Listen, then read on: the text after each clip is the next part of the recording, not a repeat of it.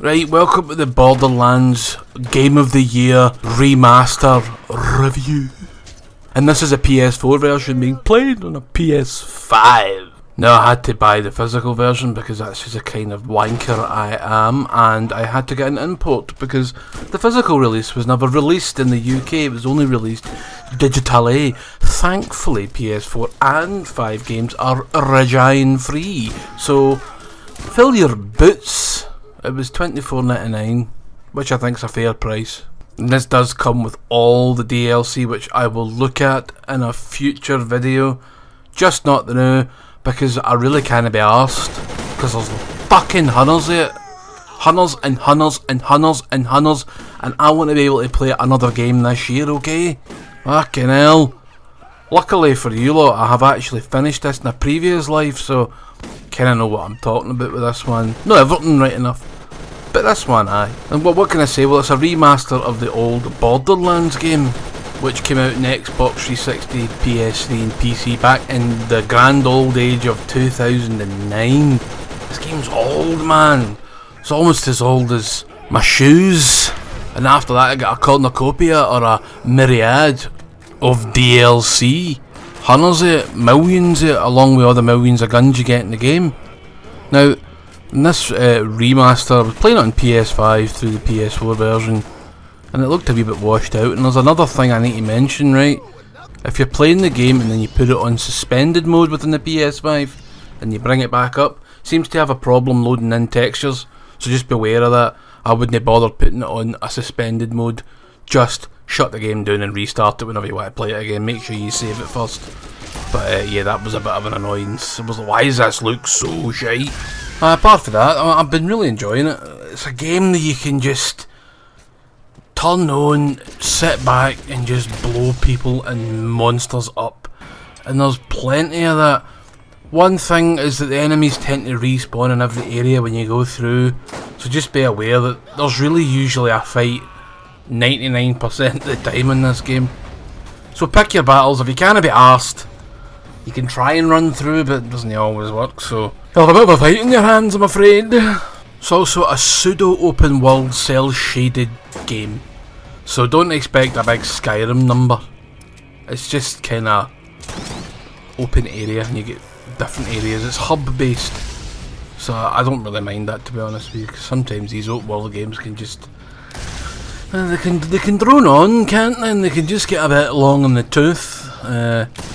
Nothing really much to do in these types of titles, and luckily you're going to have plenty to do in Borderlands. Plenty.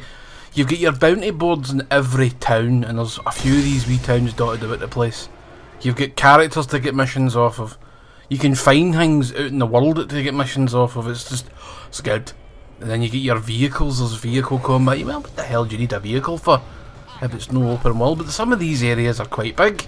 They take you fucking ages to walk, so why walk when you can roll? That's what I say.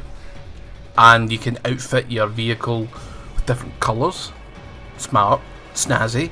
You can spawn straight to the vehicle's driver's seat if you do so wish. You can have a machine gun or a rocket launcher. I actually think those options are pretty good. They do expand it a wee bit in the second game, but we'll go over that in due course. Now the story is a bit bare bones, but I don't mind that, to be quite honest with you. You do get a choice of 4 characters and they've got different abilities. You've got Roland, the soldier. You've got Mordecai, the sniper. Lilith, the magic person. And you've got Brick, who's just the tank, basically. He take a lot of damage and likes to punch folk in the chops. I usually go the soldier because he's got a turret, and the turret can, eventually when you level up, it can leech health off of people. I'm sure Brick and others have got something similar to that, but I just like going the soldier. I like big guns and I cannot lie, I'll shoot them all till they die. Did you like that? Fucking tough if you didn't, yeah. You'll also get annoying wee companions that pop up called claptrap units, and they are fucking annoying. They'll keep saying, look at me, I'm dancing, I wanna kill you! But you'll find some out in the levels that need repairing.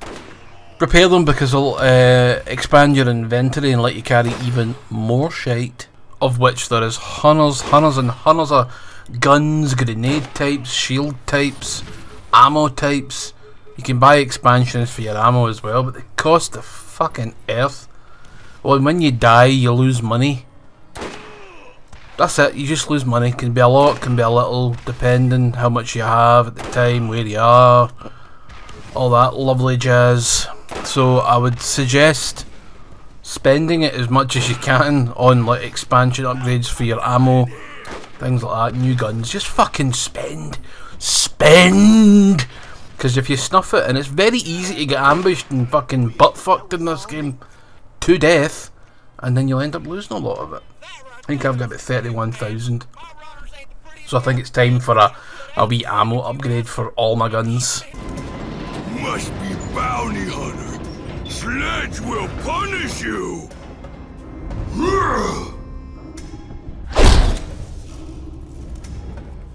As for the bosses, you get tons of different wallopers in this game, some with hammers, some with cars, and a big thing at the end as well. It's probably the most disappointing last boss I've seen since that Birkin boss fight in RE2, where you fight the blob thing in the back of the train.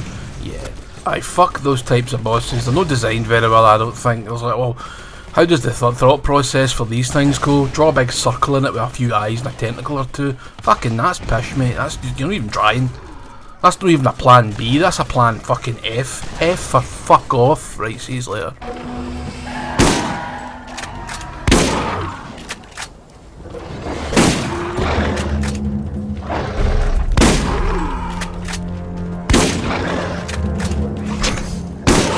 Critical, PI.